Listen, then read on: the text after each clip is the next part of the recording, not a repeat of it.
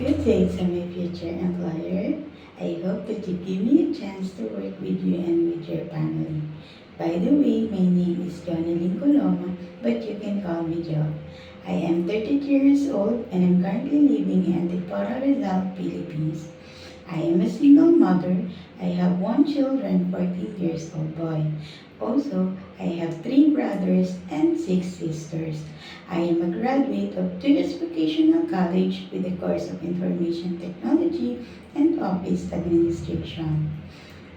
I have work experience here in Philippines for almost 6 years. I take care of newborn baby and 4 years old and 7 years old kids. And also, I serve 5 members of the family.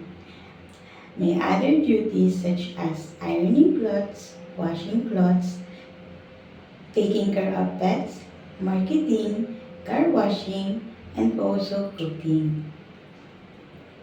Ma'am, sir, if you hire me, I promise to be hardworking, patient, honest, and I can do my work and follow the instruction well. I am ready to work and learn